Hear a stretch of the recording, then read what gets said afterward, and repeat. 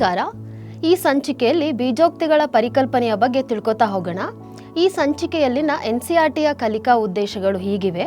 ವಿವಿಧ ಸಂದರ್ಭಗಳಲ್ಲಿ ಗಣಿತದ ಚರಾಕ್ಷರ ಪದ ಬಳಸಿ ಪ್ರತಿನಿಧಿಸುವ ಅಗತ್ಯವನ್ನು ಪ್ರಶಂಸಿಸುವುದು, ಚರಾಕ್ಷರ ಪದ ಬಳಕೆಯ ಅಗತ್ಯವನ್ನು ಅನ್ವೇಷಿಸಿ ಸಾಮಾನ್ಯೀಕರಿಸುವುದು. ಈ ಸಂಚಿಕೆಯಲ್ಲಿ ನಮ್ಮ ಕಲಿಕಾ ಉದ್ದೇಶಗಳು ಈ ರೀತಿಯಾಗಿದೆ. ಚರಾಕ್ಷರ ಮತ್ತು ಸ್ಥಿರಾಂಕದ ಅರ್ಥ ತಿಳಿಯುವರು, ಹೇಳಿಕೆ ರೂಪದ ಸಮಸ್ಯೆಗಳನ್ನು ಬೀಜ ಪದಗಳಲ್ಲಿ ಬಿಡಿಸುವರು.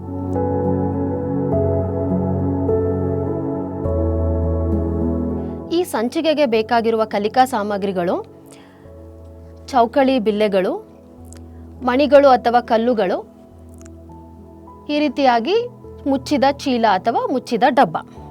ನಾವು ಬೀಜಗಣಿತನ 6ನೇ ತರಗತಿಯಿಂದ ಪ್ರಾರಂಭ ಆಗಿದ್ದು, ವಿದ್ಯಾರ್ಥಿಗಳಲ್ಲಿ ಬೀಜಗಣಿತೀಯ ಆಲೋಚನೆ ಹಿಂದೆನೇ ಅಂಕಗಣಿತ ಹಾಗೂ ಅವರ ದೈನಂದಿನ ಸಮಸ್ಯೆಗಳನ್ನ ಬಿಡಿಸುವಲ್ಲಿ ಉಪಯೋಗಿಸಿರ್ತಾರೆ. ಅದು ಅವರ ಗಮನಕ್ಕೆ ಬಂದಿರಲ್ಲ. ಉದಾಹರಣೆಗೆ, ನನ್ನ ಹತ್ರ 3ಕ್ಕೆ ಎಷ್ಟನ್ನ ಕೂಡಿದ್ರೆ 5 ಆಗುತ್ತೆ ಅಂತ ಕೇಳ್ಬೋದು. ಇಲ್ಲಾಂದ್ರೆ ನಿನ್ನ ಹತ್ರ 5 ಚಾಕ್ಲೇಟ್ಗಳಿದೆ, ಅದು 8 ಚಾಕ್ಲೇಟ್ ಆಗಬೇಕಾದ್ರೆ ನಿನಗೆ ನಾನು ಇನ್ನು ಎಷ್ಟು ಚಾಕ್ಲೇಟ್ಗಳು ಬೇಕಾಗುತ್ತೆ? ಈ ರೀತಿಯ ಉದಾಹರಣೆಗಳನ್ನು ಮಕ್ಕಳು ಈಗಾಗಲೇ ಬಿಡಿಸಿರ್ತಾರೆ. ಅವರು ಅದನ್ನು ಸಂದರ್ಭಕ್ಕೆ ಅನುಸಾರವಾಗಿ ಒಂದು ಗೊತ್ತಿಲ್ಲದ ಬೆಲೆಯನ್ನು ಸೃಷ್ಟಿಸಿಕೊಂಡು ಅವರು ಲೆಕ್ಕ ಬಿಡಿಸಿರೋದನ್ನು ತಿಳಿದಿರ್ತಾರೆ. ಈ ಪರಿಕಲ್ಪನೆಯನ್ನು ಇಟ್ಕೊಂಡು ನಾವು ಹೇಗೆ ಅವರಲ್ಲಿ ಚರಾಕ್ಷರದ ಪರಿಕಲ್ಪನೆಯನ್ನು ಮಕ್ಕಳಿಗೆ ಹೊಸದಾಗಿ ಮೂಡಿಸೋದು ಅನ್ನೋದನ್ನು ನಾವು ಈ ಸಂಚಿಕೆಯಲ್ಲಿ ತಿಳಿತಾ ಹೋಗೋಣ. ನಾವು ಚರಾಕ್ಷರ ಪರಿಕಲ್ಪನೆಯನ್ನು ಮಕ್ಕಳಿಗೆ ಹೊಸದಾಗಿ ಮೂಡಿಸ್ಬೇಕಾದ್ರೆ ತೊಡಗಿಸಿಕೊಳ್ಳುವಿಕೆ ಹಂತದಲ್ಲಿ ಒಂದು ಚಟುವಟಿಕೆ ಮುಖಾಂತರ ಮಾಡ್ತಾ ಹೋಗೋಣ.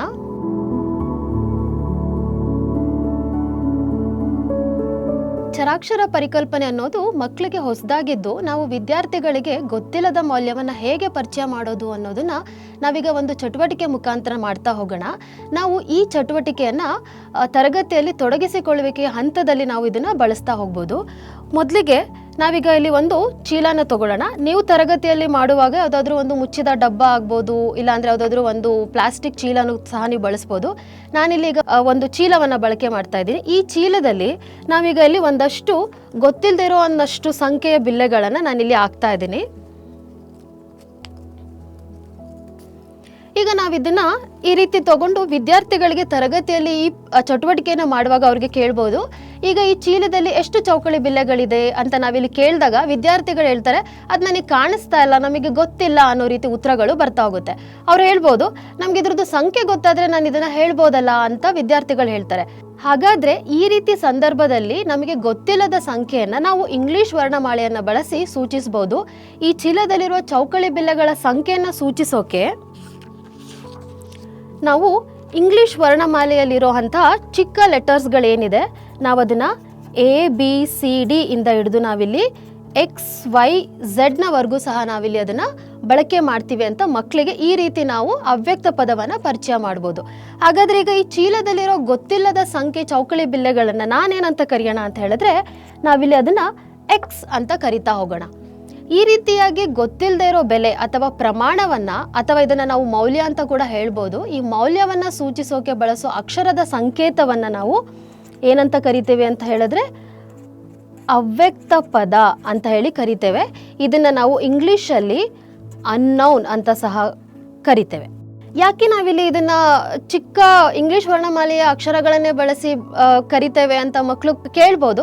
ನಾವು ಅವರಿಗೆ ಹೇಳ್ಬೋದು, ಬೀಜಗಣಿತ ಮತ್ತು ರೇಖಾಗಣಿತ ಅಂತ 2 ವಿಭಾಗಗಳಿದೆ. ನಾವು ರೇಖಾಗಣಿತದಲ್ಲಿ ದೊಡ್ಡ ಅಕ್ಷರಗಳಾದ ABCD ಇಂದ XYZನ ಬಳಕೆ ಮಾಡೋದ್ರಿಂದ, ಬೀಜಗಣಿತದಲ್ಲಿ ನಮಗೆ ಎಲ್ಲದರಲ್ಲೂ ಇದರ ಅರ್ಥ ಒಂದೇ ಆಗಿರಲಿ ಅನ್ನೋ ಕಾರಣಕ್ಕಾಗಿ ನಾವಿಲ್ಲಿ ಇಂಗ್ಲಿಷ್ ವರ್ಣಮಾಲೆಯ ಚಿಕ್ಕ ಅಕ್ಷರಗಳಾದ ABCD ಇಂದ XYZವರೆಗೂ ಸಹ ನಾವು ಬಳಕೆ ಮಾಡ್ತೀವಿ ಅಂತ ನಾವಿಲ್ಲಿ ಮಕ್ಕಳಿಗೆ ಪರಿಚಯ ಮಾಡ್ಬೋದು. ಆದರೆ ಈ ಅವ್ಯಕ್ತ ಪದ ಅನ್ನೋ ಪರಿಕಲ್ಪನೆ ಏನಾಗುತ್ತೆ ಅಂದರೆ, ಸಂದರ್ಭಕ್ಕೆ ಅನುಸಾರವಾಗಿ ಅದರ ಬೆಲೆ ಬದಲಾಗ್ತಾ ಹೋಗುತ್ತೆ. ನಾನಿದನ್ನು ಈಗ X ಅಂತ ಕರಿಬೋದು, A ಅಂತ ಕರಿಬೋದು, PQ ಅಂತ ಸಹ ಕರಿಬೋದು.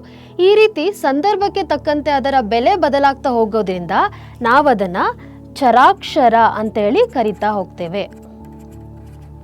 ಇದನ್ನು ಇಂಗ್ಲಿಷ್ನಲ್ಲಿ ನಾವು ವೇರಿಯಬಲ್ ಅಂತ ಕರಿತೇವೆ. ಅದೇ ರೀತಿ ನಾನಿಲ್ಲಿ ಒಂದಷ್ಟು ನಿರ್ದಿಷ್ಟ ಸಂಖ್ಯೆಯ ಬಿಲ್ಲೆಗಳನ್ನ ತಗೊಂಡಾಗ, ಈಗ ಇಲ್ಲಿ ನನ್ನ ಹತ್ರ 3 ಚೌಕಳಿ ಬಿಲ್ಲೆಗಳಿದೆ ಅಥವಾ 4 ಚೌಕಳಿ ಬಿಲ್ಲೆಗಳಿದೆ ಅಂತ ನಾನು ಹೇಳುವಾಗ, ಇದನ್ನು 4 ಅಥವಾ 3 ಅಂತ ಹೇಳಿ ನಾನು ಸಂಖ್ಯೆಯಲ್ಲಿ ಪ್ರತಿನಿಧಿಸ್ತಾ ಹೋಗ್ತೇನೆ. ಇದರ ಬೆಲೆ ಯಾವಾಗಲೂ ಸ್ಥಿರವಾಗಿರುತ್ತೆ. ಹಾಗಾಗಿ ನಾವಿದನ್ನು ಸ್ಥಿರಾಂಕ ಅಂತ ಹೇಳಿ ಕರಿತೇವೆ. ಈ ರೀತಿಯಾಗಿ ನಾವು ಮಕ್ಕಳಿಗೆ ಚಟುವಟಿಕೆಯ ಮುಖಾಂತರ ಅವ್ಯಕ್ತ ಪದ, ಚರಾಕ್ಷರ ಮತ್ತು ಸ್ಥಿರಾಂಕವನ್ನ ಕಲಿಕೋಪಕರಣಗಳನ್ನು ಬಳಸಿ ಮಕ್ಕಳಿಗೆ ತಿಳಿಸ್ತಾ ಹೋಗ್ಬೋದು.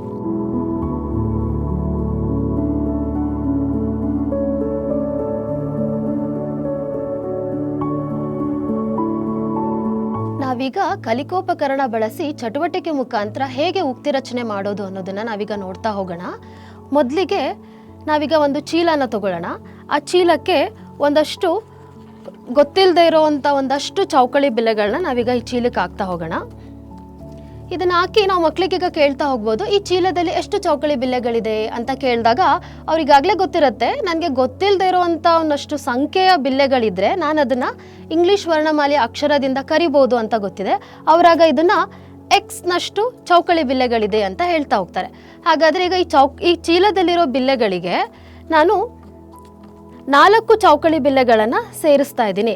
ಹಾಗಾದರೆ ಈಗ ಇಲ್ಲಿ ಎಷ್ಟು ಚೌಕಳಿ ಬಿಲ್ಲೆಗಳಿದೆ ಅಂತ ಕೇಳಿದ್ರೆ ಇಲ್ಲಿ ಗೊತ್ತಿಲ್ಲದಿರೋಷ್ಟು ಚೌಕಳಿ ಬಿಲ್ಲೆಗಳಿದೆ. ಅದ್ರ ಜೊತೆಗೆ ನಾನು 4 ಚೌಕಳಿ ಬಿಲ್ಲೆಗಳನ್ನು ಸೇರಿಸಿದಾಗ ಎಕ್ಸ್ ಪ್ಲಸ್ 4 ಚೌಕಳಿ ಬಿಲ್ಲೆಗಳಿದೆ ಅಂತ ಹೇಳಿ ಮಕ್ಕಳು ಉತ್ತರಗಳನ್ನು ಕೊಡ್ತಾ ಇರ್ತಾರೆ. ಈ ರೀತಿಯಾಗಿ ನಾವು ಸಂಕಲನ ಕ್ರಿಯೆಯನ್ನು ಹೇಗೆ ಉಕ್ತಿ ರಚನೆಯನ್ನು ಮಕ್ಕಳಿಗೆ ನಾವಿಲ್ಲಿ ಪರಿಚಯ ಮಾಡ್ತಾ ಹೋಗ್ಬೋದು.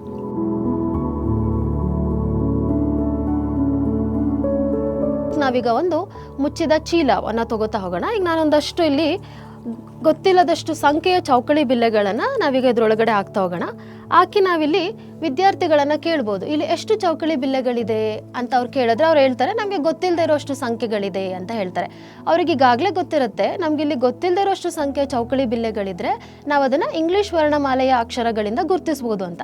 ಹಾಗಿದ್ರೆ ನಾವು ಇದಕ್ಕೆ ಯಾವ ಅಕ್ಷರದಿಂದ ಗುರುತಿಸೋಣ ಅಂತ ಹೇಳಿ ನಾವು ಅದಕ್ಕೆ ಒಂದು ಅಕ್ಷರವನ್ನು ಕೊಡ್ತಾ ಹೋಗ್ಬೋದು. ಹಾಗಿದ್ರೆ ನಾನಿಲ್ಲಿ ವೈ ನಷ್ಟು ಚೌಕಳಿ ಬಿಲ್ಲೆಗಳಿದೆ ಅಂತ ಹೇಳಿ ಕರಿತಾ ಹೋಗೋಣ. ಈಗ ನಾವು ಈ ಚೀಲದಿಂದ ನಾನು 2 ಚೌಕಳಿ ಬಿಲ್ಲೆಗಳನ್ನು ಹೊರಗಡೆ ತೆಗಿತಾ ಇದ್ದೀನಿ ಅಂತ ವಿದ್ಯಾರ್ಥಿಗಳಿಗೆ ಕೇಳಿ, ಹಾಗಾದರೆ ಈಗ ಈ ಚೀಲದಲ್ಲಿ ಎಷ್ಟು ಚೌಕಳಿ ಬಿಲ್ಲೆಗಳಿದೆ ಅಂತ ಕೇಳಿದ್ರೆ ಅವ್ರು ಹೇಳ್ತಾರೆ ಇಲ್ಲಿ ವೈನಷ್ಟಿದೆ, ನಾವಿಲ್ಲಿ 2 ಚೌಕಳಿ ಬಿಲ್ಲೆಗಳನ್ನು ತೆಗೆದಿದ್ದೀವಿ, ಹಾಗಾದರೆ ವೈ -2 ನಷ್ಟು ಚೌಕಳಿ ಬಿಲ್ಲೆಗಳಿದೆ ಅಂತ ಹೇಳಿ ಅವರಿಲ್ಲಿ ಹೇಳ್ತಾ ಹೋಗ್ತಾರೆ. ಈ ರೀತಿಯಾಗಿ ನಾವು ಇಲ್ಲಿ ವ್ಯವಕಲನ ಕ್ರಿಯೆಗಳನ್ನು ಮಕ್ಕಳಿಗೆ ಪರಿಚಯವನ್ನು ಮಾಡಿಕೊಡ್ತಾ ಹೋಗ್ಬೋದು.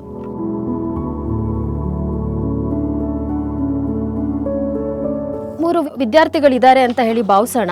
ಅವರಿಗೆ ನಾವೀಗ ಇಲ್ಲಿ ಒಂದು ಚೀಲದಲ್ಲಿ ಒಂದಷ್ಟು ಗೊತ್ತಿಲ್ಲದಿರೋಷ್ಟು ಸಂಖ್ಯೆಯ ಚೌಕಳಿ ಬಿಲ್ಲೆಗಳನ್ನು ತೆಗೆದು ಚೀಲದಲ್ಲಿ ಹಾಕ್ತಾ ಇದ್ದೀನಿ. ಈಗ ಇದನ್ನು ನಾವು ಮೊದಲನೇ ವಿದ್ಯಾರ್ಥಿಗೆ ಈಗ ಇದನ್ನು ನಾವು ಒಂದು ಇಂಗ್ಲೀಷ್ ಅಕ್ಷರದಿಂದ ಕರೆಯೋಣ. ಎಮ್ ಅಷ್ಟು ಚೌಕಳಿ ಬಿಲ್ಲೆಗಳಿದೆ ಅಂತ ಭಾವಿಸೋಣ. ಈಗ ಈ ಎಮ್ನಷ್ಟು ಚೌಕಳಿ ಬಿಲ್ಲೆಗಳನ್ನು ನಾನು ಮೊದಲನೇ ವಿದ್ಯಾರ್ಥಿಗೆ ಕೊಡ್ತಾ ಇದ್ದೀನಿ. ಅಷ್ಟೇ ಎಮ್ನಷ್ಟು ಸಂಖ್ಯೆಯ ಚೌಕಳಿ ಬಿಲ್ಲೆಗಳನ್ನು ಎರಡನೇ ವಿದ್ಯಾರ್ಥಿಗೂ ಸಹ ಕೊಡ್ತಾ ಇದ್ದೀನಿ.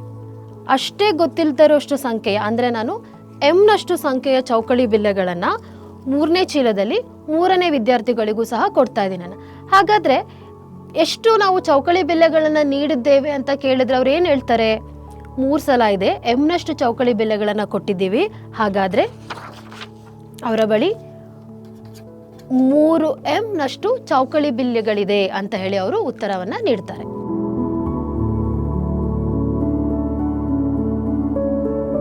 ಒಂದು ಚೀಲದಲ್ಲಿ ಈಗ ಗೊತ್ತಿಲ್ಲದರಷ್ಟು ಸಂಖ್ಯೆಯ ಚೌಕಳಿ ಬಿಲ್ಲೆಗಳನ್ನು ತಗೊಳ್ಳೋಣ. ನಾವೀಗ ಇದನ್ನು ತಗೊಂಡು ಈಗ ನಮ್ಗೆ ಇಲ್ಲಿ ಗೊತ್ತಿಲ್ಲದಿರೋಷ್ಟು ಸಂಖ್ಯೆಯ ಚೌಕಳಿ ಬಿಲ್ಲೆಗಳಿದೆ. ಈಗ ಇದನ್ನು ನಾವು ಝೆಡ್ ಅಂತ ಹೇಳಿ ಕರೆಯೋಣ. ಈಗ ನಾವಿಲ್ಲಿ ವಿದ್ಯಾರ್ಥಿಗಳಿಗೆ ಹೇಳ್ಬೋದು, ಈಗ 2 ವಿದ್ಯಾರ್ಥಿಗಳನ್ನು ಕರೆದು ಆ 2 ವಿದ್ಯಾರ್ಥಿಗಳಿಗೆ ನಾನೀಗ ಗೊತ್ತಿಲ್ಲದೆ ಇರೋಷ್ಟು ಸಂಖ್ಯೆಯ ಚೌಕಳಿ ಬಿಲ್ಲೆಗಳನ್ನು ಸಮಭಾಗವಾಗಿ ಮಾಡಿ ಈ 2 ವಿದ್ಯಾರ್ಥಿಗಳಿಗೆ ಹಂಚ್ಕೊಳ್ಳಿ ಅಂತ ನಾನಿಲ್ಲಿ ಹೇಳಬೇಕು. ಹಾಗಾದರೆ ಪ್ರತಿ ವಿದ್ಯಾರ್ಥಿಗಳ ಹತ್ರ ಎಷ್ಟು ಚೌಕಳಿ ಬಿಲ್ಲೆಗಳಿದೆ ಅಂತ ಕೇಳಿದ್ರೆ ಅವ್ರು ಹೇಗೆ ಹೇಳ್ತಾರೆ, ಇಲ್ಲಿ ನನ್ನ ಹತ್ರ ಗೊತ್ತಿಲ್ಲದೆ ಇರೋಷ್ಟು ಸಂಖ್ಯೆ ಝೆಡ್ನಷ್ಟು ಚೌಕಳಿ ಬಿಲ್ಲೆಗಳಿದೆ, 2 ವಿದ್ಯಾರ್ಥಿಗಳಿಗೆ ಹಂಚಿದೆ ಅಂತ ಹೇಳಿದಾಗ ಒಬ್ಬೊಬ್ಬರ ಬಳಿ Z/2ನಷ್ಟು ಚೌಕಳಿ ಬಿಲ್ಲೆಗಳಿದೆ ಅಂತ ಹೇಳಿ ಅವರು ಉತ್ತರವನ್ನು ಕೊಡ್ತಾ ಹೋಗ್ತಾರೆ. ಈ ರೀತಿಯಾಗಿ ನಾವು ಸಂಕಲನ, ವ್ಯವಕಲನ, ಗುಣಾಕಾರ, ಭಾಗಾಕಾರವನ್ನು ಹೊಂದಿರುವ ಉಕ್ತಿಯನ್ನು ರಚನೆ ಮಾಡೋದನ್ನು ನಾವು ನೋಡಿದ್ವಿ.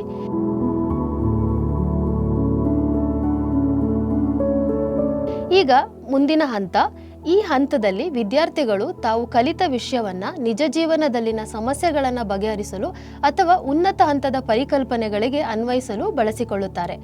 ಇದಕ್ಕೆ ನಾವು ಕೆಲವೊಂದು ಉದಾಹರಣೆಗಳನ್ನು ನೋಡ್ತಾ ಹೋಗೋಣ. ಉದಾಹರಣೆ 1, ಅಮುದ ಕುಮುದಾಗಿಂತ 10 ಹೆಚ್ಚು ಕತೆ ಪುಸ್ತಕಗಳನ್ನು ಹೊಂದಿದ್ದಾಳೆ. ಅಮುದಾಳ ಬಳಿ ಇರುವ ಕತೆ ಪುಸ್ತಕಗಳ ಸಂಖ್ಯೆಯ ಪ್ರಕಾರ ಕುಮುದಾಳ ಬಳಿ ಇರುವ ಕತೆ ಪುಸ್ತಕಗಳ ಸಂಖ್ಯೆಯನ್ನು ಚರಾಕ್ಷರ ಬಳಸಿ ಪ್ರತಿನಿಧಿಸಿ.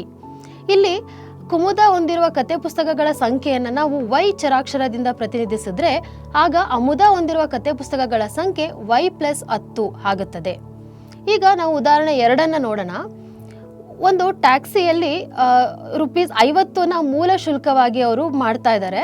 ಆದರೆ ಪ್ರತಿ ಕಿಲೋಮೀಟರ್ಗೆ ₹15 ವಸೂಲಿ ಮಾಡ್ತಾರೆ ಅಂತ ಅಂದ್ಕೊಂಡ್ರೆ ನಾವು ಕಿಲೋಮೀಟರ್ ಪ್ರಯಾಣ ಮಾಡಿದ್ರೆ ಒಟ್ಟು ಶುಲ್ಕವನ್ನು ತೋರಿಸುವ ಉಕ್ತಿಯನ್ನು ರಚನೆ ಮಾಡಿ.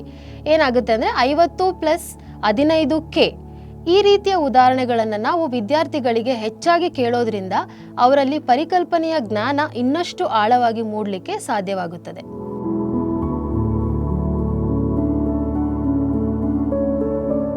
ಈಗ ಮುಂದಿನ ಹಂತ ಮೌಲ್ಯಮಾಪನ. ಈ ಹಂತದಲ್ಲಿ ನಾವು ಪ್ರಶ್ನೆಗಳ ಮುಖಾಂತರ ಮೌಲ್ಯಮಾಪನವನ್ನು ಮಾಡಬಹುದು. ಪ್ರಶ್ನೆಗಳನ್ನ ನಾವು ಈ ರೀತಿಯಾಗೂ ಸಹ ಕೇಳ್ಬೋದು. ಚರಾಕ್ಷರ ಅಂತ ಅಂದರೆ ಏನು? ಪಿ ಸಂಖ್ಯೆಯಷ್ಟು ವಿದ್ಯಾರ್ಥಿಗಳು ತರಗತಿಯಲ್ಲಿದ್ದು ಇನ್ನು 2 ವಿದ್ಯಾರ್ಥಿಗಳು ತರಗತಿಗೆ ಬಂದರೆ ಈಗ ತರಗತಿಯಲ್ಲಿರೋ ವಿದ್ಯಾರ್ಥಿಗಳ ಸಂಖ್ಯೆ ಎಷ್ಟು? 3ನೇ ಪ್ರಶ್ನೆ, ಎಕ್ಸ್ನಿಂದ 14 ಕಳೆಯಿರಿ. ಮುಂದಿನ ಪ್ರಶ್ನೆ, ವರ್ಗಾಕೃತಿಯ ಸುತ್ತಳತೆ ಪ್ರತಿ ಬಾಹುವಿನ 4ರಷ್ಟು ಇದೆ, ಇದನ್ನು ಉಕ್ತಿಯಲ್ಲಿ ಬರೆಯಿರಿ. ನಾವು ಈ ಹಂತದಲ್ಲಿ ಪಠ್ಯಪುಸ್ತಕದ ಅಭ್ಯಾಸವನ್ನು ಸಹ ನಾವಿಲ್ಲಿ ಮಾಡಿಸ್ಬೋದು. ಹಾಗೂ ಈ ಪರಿಕಲ್ಪನೆಗೆ ಸಂಬಂಧಿಸಿದ ಬಿಲ್ಡಿಂಗ್ ಬ್ಲಾಕ್ಸ್ ಆಟಗಳನ್ನು ಸಹ ನಾವಿಲ್ಲಿ ಆಟ ಆಡಿಸ್ಬೋದು. ಇದಕ್ಕೆ ಸಂಬಂಧಪಟ್ಟಂತಹ ಬಿಲ್ಡಿಂಗ್ ಬ್ಲಾಕ್ಸ್ ಆಟಗಳು ಈ ರೀತಿಯಾಗಿದೆ.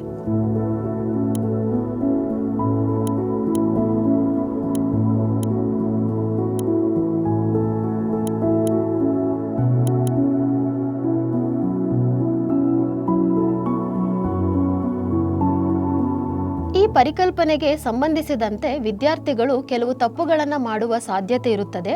ಆ ಕೆಲವು ತಪ್ಪುಗಳ ಪಟ್ಟಿ ಈ ಕೆಳಗಿನಂತಿದೆ.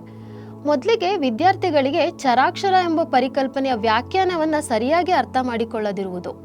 ಉದಾಹರಣೆಗೆ ಶಿಕ್ಷಕರು ಯಾವಾಗಲೂ ಎಕ್ಸ್ ಅನ್ನೋ ಬೀಜ ಪದಗಳನ್ನೇ ಹೊಂದಿರೋ ಉಕ್ತಿಗಳು ಮಾತ್ರ ಚರಾಕ್ಷರಗಳಾಗಿರುತ್ತದೆ ಅಂತ ಮಕ್ಕಳು ತಪ್ಪು ಪರಿಕಲ್ಪನೆ ಮೂಡಿರ್ತಾರೆ. ನಾವು ತರಗತಿಯಲ್ಲಿ ಪಾಠ ಮಾಡುವಾಗ ಎಕ್ಸ್ ಅಲ್ಲದೆ ಯಾವುದೇ ಇಂಗ್ಲಿಷ್ ವರ್ಣಮಾಲೆಯ ಅಕ್ಷರಗಳೂ ಸಹ ಚರಾಕ್ಷರಗಳಾಗಿರುತ್ತದೆ ಅಂತ ನಾವಿಲ್ಲಿ ಒತ್ತಿ ಹೇಳೋದು ತುಂಬ ಪ್ರಮುಖ ಆಗಿರುತ್ತದೆ. ಇದಲ್ಲದೆ PQRS CQ ನಂತಹ ಬೇರೆ ಬೇರೆ ಚರಾಕ್ಷರಗಳನ್ನು ಸಹ ಉದಾಹರಣೆಯಲ್ಲಿ ಬಳಕೆ ಮಾಡಬೇಕಾಗತ್ತೆ. 2ನೇ ತಪ್ಪು ಪರಿಕಲ್ಪನೆ, ಚರಾಕ್ಷರ ಹಾಗೂ ಸ್ಥಿರಾಂಕದ ವ್ಯತ್ಯಾಸ ತಿಳಿದೇ ಇರುವುದು. ನಾವು ಹಾಗಾಗಿ ತರಗತಿಯಲ್ಲಿ ಪರಿಕಲ್ಪನೆಯನ್ನು ಪರಿಚಯ ಮಾಡುವಾಗ ಸ್ಪಷ್ಟವಾಗಿ ಉದಾಹರಣೆಗಳನ್ನು ನೀಡೋದು ತುಂಬ ಪ್ರಮುಖ ಆಗತ್ತೆ. 3ನೇ ತಪ್ಪು ಪರಿಕಲ್ಪನೆ, ನಿಜ ಜೀವನದ ಸಮಸ್ಯೆಗಳಿಗೆ ಬೀಜಗಣಿತದ ಪರಿಕಲ್ಪನೆಯನ್ನು ಅನ್ವಯಿಸಿಕೊಳ್ಳುವಲ್ಲಿ ತೊಡಕಾಗ್ತಾ ಇರುತ್ತೆ. ನಾವು ಇದನ್ನು ಹೋಗಲಾಡಿಸ್ಬೇಕು ಅಂತ ಹೇಳಿದ್ರೆ ವಿದ್ಯಾರ್ಥಿಗಳಿಗೆ ಹೆಚ್ಚಾಗಿ ನಿಜ ಜೀವನದ ಸಮಸ್ಯೆಗಳನ್ನು ಬಿಡಿಸ್ಲಿಕ್ಕೆ ಮಕ್ಕಳಿಗೆ ಪ್ರೋತ್ಸಾಹವನ್ನು ನೀಡಬೇಕಾಗತ್ತೆ.